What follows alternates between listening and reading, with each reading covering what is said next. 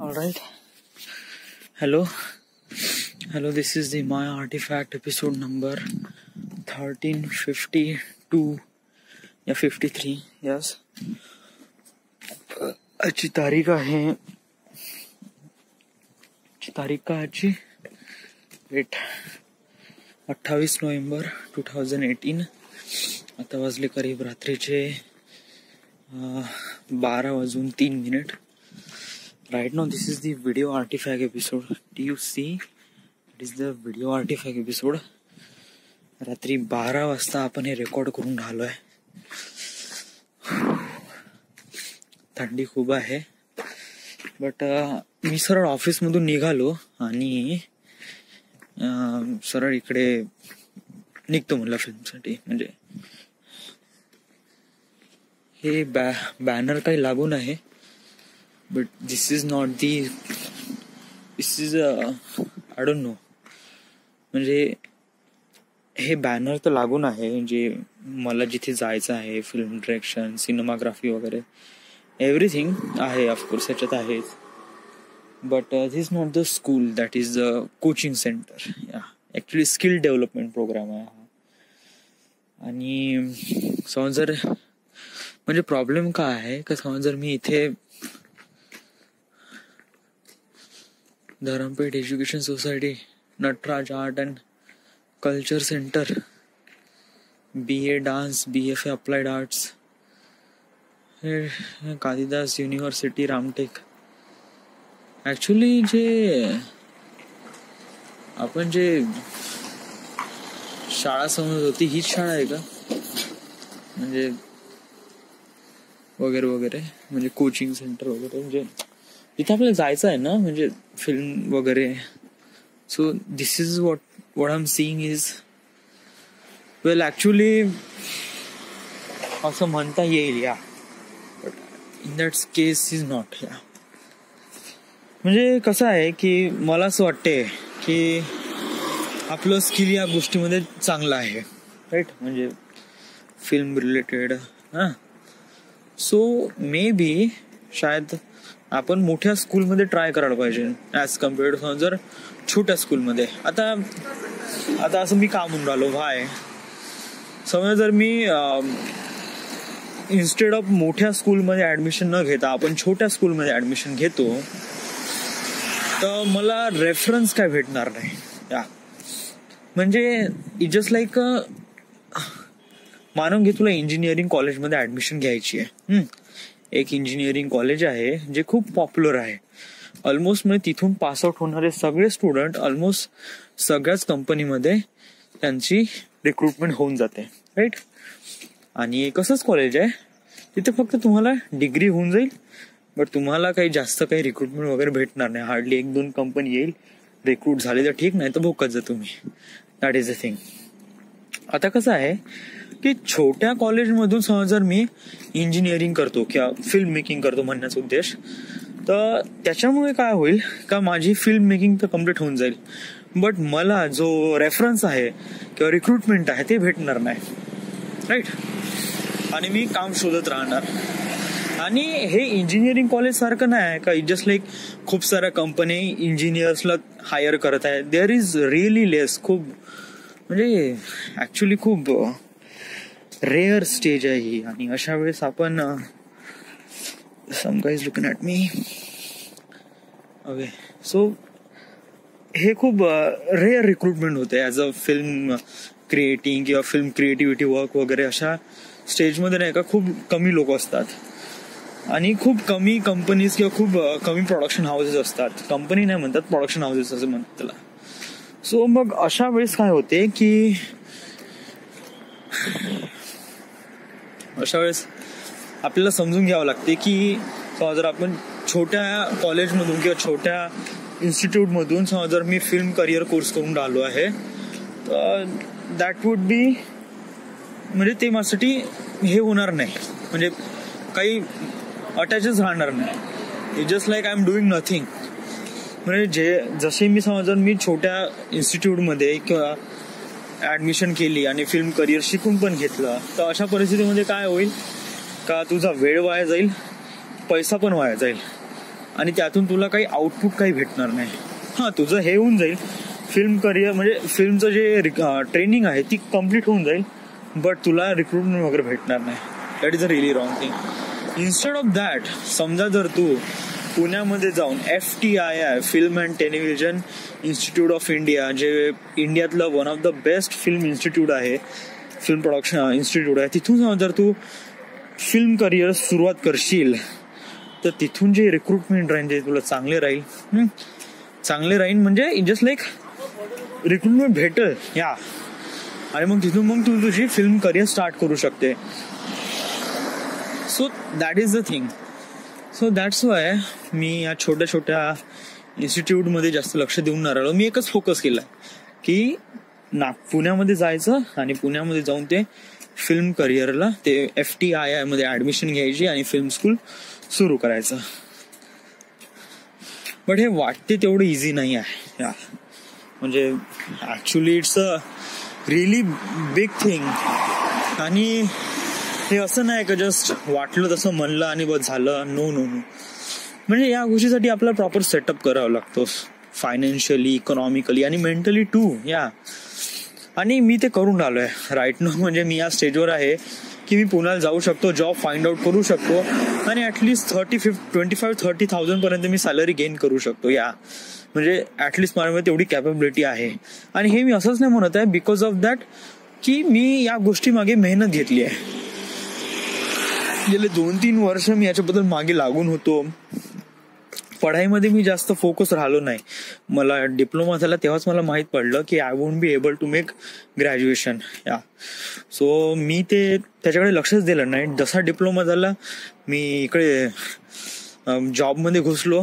पहिले खापरखेडामध्ये 1 वर्ष. रिअलाइज झालं का it would be not for best for my future. So सोडून दिलं जॉब. 8 महिने घरी बसलो, ट्रेनिंग घेतली डिझाईन, आणि त्याच्या बेसिसवर मला जॉब लागला नागपूरमध्ये. आणि राईट नाव मी तो करून राहिलो आहे. आज मला 10 महिने होऊन राहिले आहे. So that would be really great for me या. 2 महिन्यानंतर माझा 1 वर्ष कम्प्लीट होऊन जाईल. But one of the best thing is that की इथून मी नाही का खूप चांगली रिक्रुटमेंट घेईल, आणि चांगली रिक्रुटमेंट झाल्यावर आपण चांगल्या पद्धतीने जॉब गेन करू शकतो. So that is my fact.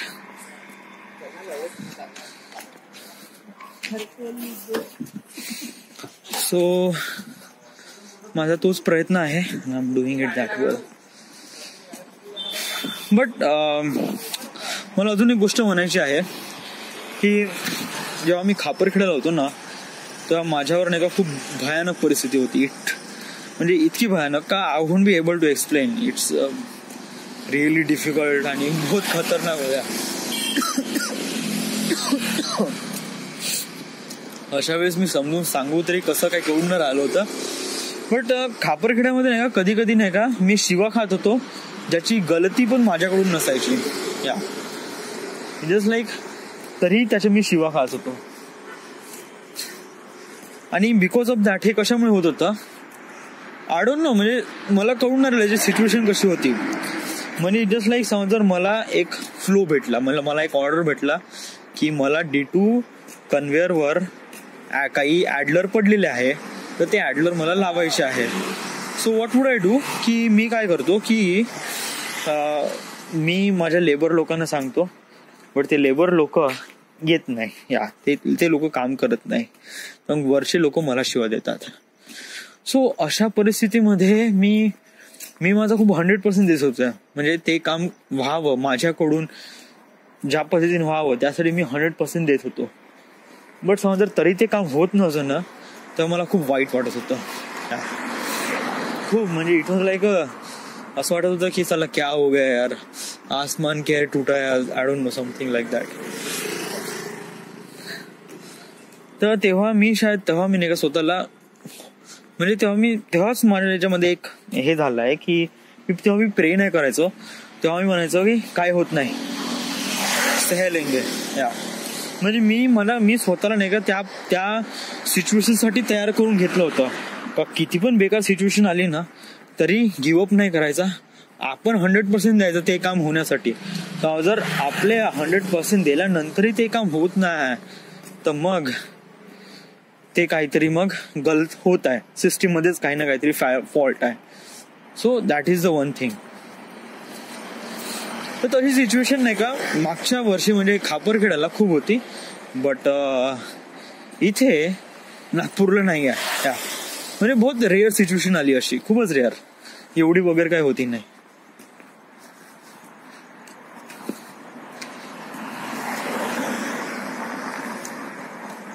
Actually हा माझा एक चायनीज वाल्याची बंडी आहे का ही? नाही, ऍक्च्युली इथे एक चायनीज वाला बंडी भेटते, मस्त चायनीज बनवत होतो, बहुत गजब लागते यार. सो या दिवसात मी सांगितलंच नाही आजचा दिवस का गेला. आजचा दिवस आहे, it is great, it is really nice. हा, PNIT मध्ये मी काफी इम्प्रूव्हमेंट केला आहे. मला खूप काही गोष्टी कळून राहिल्या, त्याचं 3D मॉडेल कळून राहिलं. म्हणजे जे गोष्ट कळत आहे ना, स्टार्टिंगला खूप हे वाटत होतं, काही कळतच नव्हतं हे काय आहे, कसं आहे वगैरे वगैरे, बनवू कसं वगैरे वगैरे. पण जेव्हा त्याच्यानंतर मग मी जाणून घेतलं, त्याला अंडरस्टँड करण्याचा प्रयत्न केला, मग तेव्हा रिअलाइज झालं की यस, या म्हणजे की या we are doing really well. But उद्यापासून प्रोजेक्ट येणार आहे 2Dचं, तर त्याच्यामध्ये कसं होणार आहे, का होणार आहे, आय डोंट नो. तर ते पाहू पुढे. येस, सो ते फिगर आउट करू आता उद्या कसं आहे काय वगैरे, मॅडम काय सांगते, कोण किती जण राहणार आहे वगैरे. बट मला तर प्लान 3Dवर राहायचं आहे. समजा जर मला असं विचारलं, समजा जर माझं मत घेतलं का तुला कोणत्या प्रोजेक्टवर राहायचं आहे, तर मी म्हणेन मी प्लान 3Dवर राहील.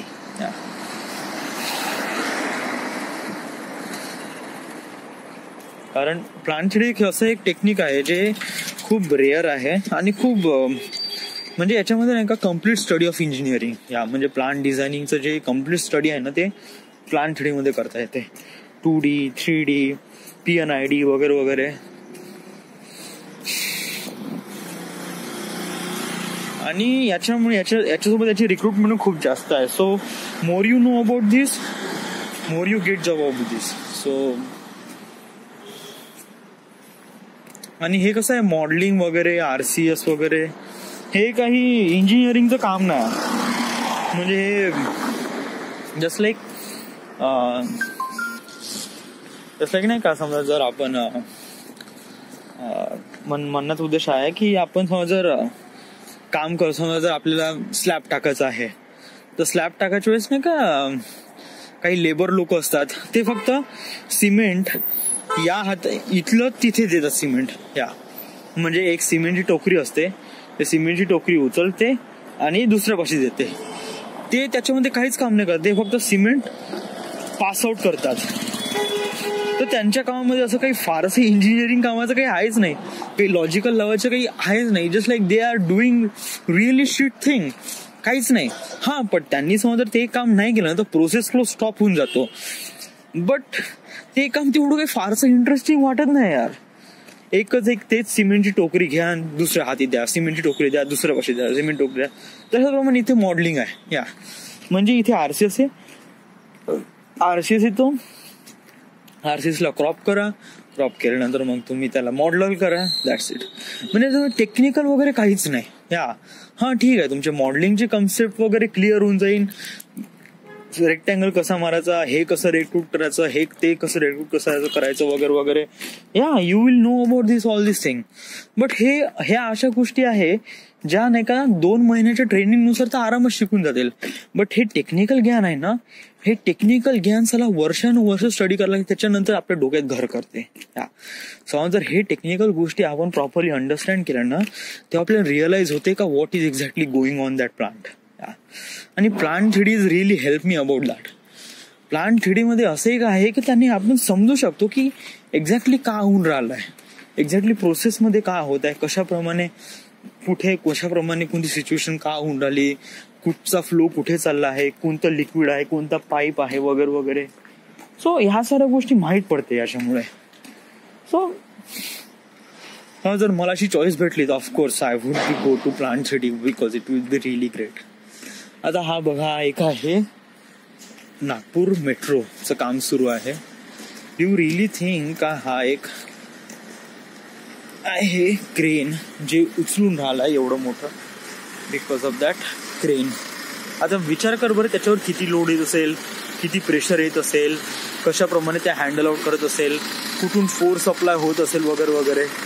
कशामुळे होत आहे, वाय, आणि हे कसं काय कॅल्क्युलेट करायचं. बिकॉज ऑफ दॅट यासाठी नाही का असंच प्रमाणे आता समज जर आता व्हेकलचं स्ट्रेस स्ट्रेन कॅल्क्युलेट करायचं असेल ना तर मला इन्व्हेंटर सॉलिड वर्क शिकावं लागेल.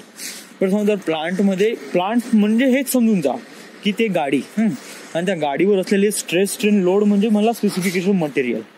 सो दॅट्स इट राईट ना. So that is the technical thing. पहिले मला टेक्निकल गोष्टी समजून घ्यावं लागेल आणि देन मग ती प्लांट थेडीवर मी ती अप्लाय करीन. आणि या प्रोजेक्टमध्ये हेच होत आहे. तर त्यामुळे मला ते खूप जास्त आवडते. लिटरली मला बहुत भीती लागून राहिली. इथे लोक काम करून राहिले आहे.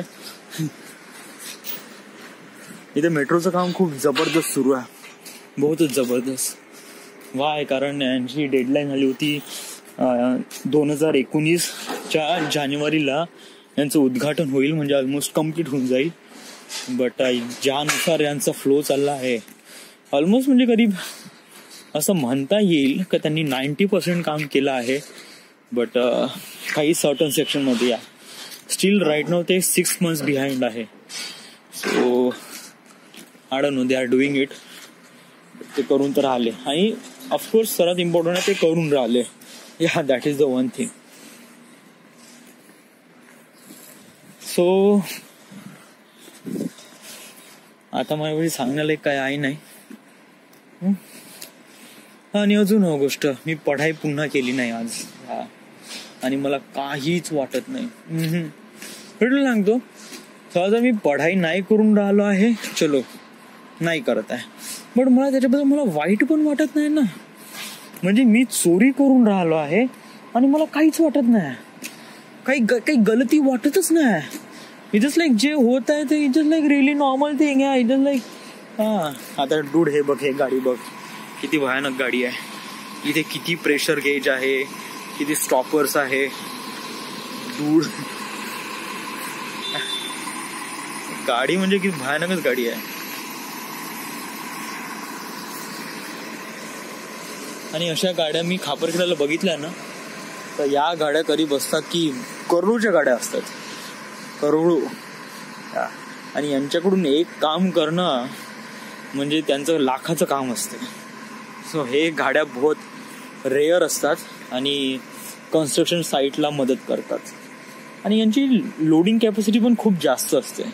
जस्ट लाईक ते ॲट द 20-25 मीटरपर्यंत करीब 1 का 2 टन वजन उचलतात. सो आणि ते बिकॉज ऑफ दॅट हायड्रॉलिक्स वगैरे, त्यात खूप हायड्रॉलिक्स असते, पगल्यासारखं हायड्रॉलिक्स असते. त्याचं मेकॅनिझम खूप स्ट्रॉंग असते. या मी बघितलं ऍक्च्युली, जेव्हा मी खापरेकडे होतो ना तेव्हा काफी क्लोजली बघितलंय. ते फ्लुइड आणि इतकं घट्ट असते बहुतच. या म्हणजे एकदाच काय झालं होतं की याची काहीतरी मेंटेनन्सचं काम सुरू होतं, तर यांनी ते हायड्रॉलिक ऑइल काढलं आणि मग त्याच्यानंतर नाही का हायड्रॉलिक ऑइल काढलं. आता मला थोडंसं बघायचं होतं की याच्यामध्ये किती प्रेशर डेन्स होते. सो जस्ट लाईक मी त्या एक छोट्याशा कपामध्ये नाही का ते फ्लुइड टाकलं. शहद बघितलं का, शहद बिलकुल तेवढंच घट्ट होतं ते शहद प्रमाणेच. बट त्याचा कलर आहे ना लाईट ग्रीन होता, लाईट ग्रीन आणि व्हाईट अशा प्रमाणे. सो जस्ट लाईक ते घट्ट होतं. मी बोट टाकलं ना तसं वाटलं की मी कोणत्या तरी सॉलिडला टच केलाय. या खूप जास्त प्रेस केलं ना, म्हणजे मी अजून जास्त माझं बोट आतमध्ये टाकण्याचा प्रयत्न केला त्या ऑइलच्या आतमध्ये, ते ऑइल वरता आलं. जस्ट लाईक मग त्याच्यानंतर मग मी काय केलं की त्या जे कप आहे ना त्याला एक कॅप पण होती, एक कॅप घेतली. जे कॅपचे पूर्ण एजेस नाही का त्या सिलेंडरच्या त्या कपाच्या बोरला प्रॉपरली मॅच करत होते. आणि मग मी काय केलं, त्या कपाला त्या कॅपला ठेवलं आणि त्याच्यावर पुन्हा प्रेस केलं. तर I won't be able to press, कारण त्याच्यामध्ये एवढी ताकद होती का खूप जास्त त्या फ्लुइड मध्ये. आणि ते फ्लुइड होतं ते खराब झालेलं फ्लुइड होतं.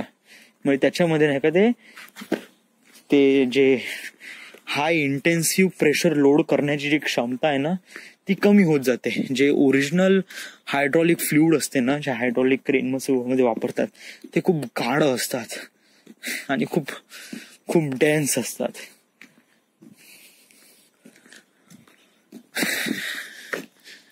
यस, चलो आपलं घर आलं आहे. सांगण्याला एक काही आहे नाही आता. व्हिडिओ आर्टिफॅक्ट एपिसोड करूशा वाटला सो आहे. मी माझी शक्ल नाही दाखवली. That is me, that is the thing. आणि अजून एक गोष्ट सांगायची आहे. God bless you and keep working hard. So there is it. This is the end. This is the Maya Artifact episode number 1353. Right now we are in Nagpur, Maharashtra. Thank you.